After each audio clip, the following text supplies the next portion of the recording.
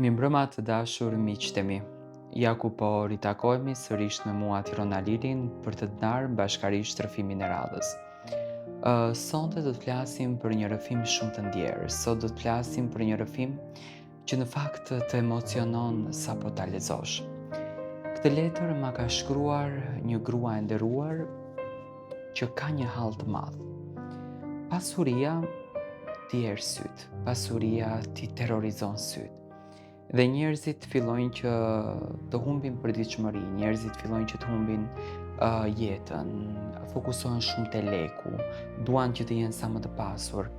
Dhe pasuria është një shkatrimtar i vërtet i njerëzit.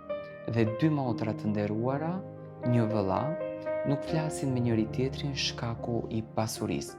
Ajo nëpërmjet këtij rrëfimi që është shumë i ndjerë, që jam i bindur që shumë zonja dhe zotrin do të gjejnë veten në këtë rrëfim, dëshiron dhe t'i çon një mesazh motrës së saj.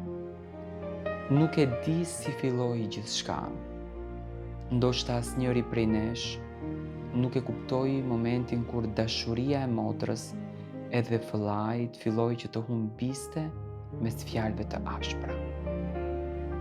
Krenarisë dhe pasurive që na ndan. Ishim të vegjël dikur. Në atë kohë nuk kishte rëndësi kush kishte më shumë apo kush merrte më pak. Mjaftonte që të darkonim bashk. Qeshnim bashk dhe ndanim të njëjtën dhimbje, të njëjtën lumturi. Motra ime me inicialet DPX ishte personi që mua në atë kohë më kuptonte pa folur. Ajo më njihte nga syt. E kuptonte kur isha e trishtuar. Edhe kur mundoja që unë ta fshihja trishtimin tim. Ishte ajo që mua më mbulonte kur flija, që më mbronte kur unë bëja gabime, që më jepte forcën kur unë ndjesha e topët. Dhe sot, ironia më e madhe e jetës është se një ditë u zgjuam si të huaja. Pasurit. Sa njerëz i kanë ndarë pasurit? Sa familje kanë shkatruar? Ne menduam se ishim më të fortë se ato. Mendonim se gjaku nuk thyet, por në thelb gabuam. Një copë tokë, disa fjalë të hedhura në nerva, njerëz që ndërhyjnë mes nesh, egoja që nuk na la të ulim kokën dhe gjithçka në atë mes u shëmb. Në fillim mendova se koha do ta rregullonte vetë. Mendova se do kalonin disa ditë, ndoshta disa muajsh, dhe do të flisnim sërish me njëri tjetrin. Por fatkeqësisht ditët u kthyen në vite. Dhe heshtja u bë më e rëndë se çdo debat. Sa herë kaloj pranë vendeve ku kemi luajtur bashk, më duket sikur shoh hijen tonë të vogël. Dy fëmijë që nuk dinin se çfarë ishte urrejtja. Dy zemra që nuk mendonin kur se një ditë do jetonin larg njëra tjetrës. Dhe në atë moment unë e pyes veten, si arritëm deri këtu? Ka net kur më merr malli aq shumë sa nuk më zë dhe gjumi. Kujtoj zërin tënd oj motër. Mënyrën se si qeshje, mënyrën si zemëroheshe. Kujtoj ditët kur mjaftonte një telefonat për të ndarë një hall. Dhe sot telefoni I ri I heshtur. Dhe ajo heshtje më dhëm më shumë se çdo fjalë. Njerëzit thonë se koha shëron gjithçka. Por unë mendoj se koha mëson vetëm të jetosh me mungesën. Nuk shëron dot bëshllokun që lë një motër në zemër. Sidomos kur ajo është gjallë, por është larg.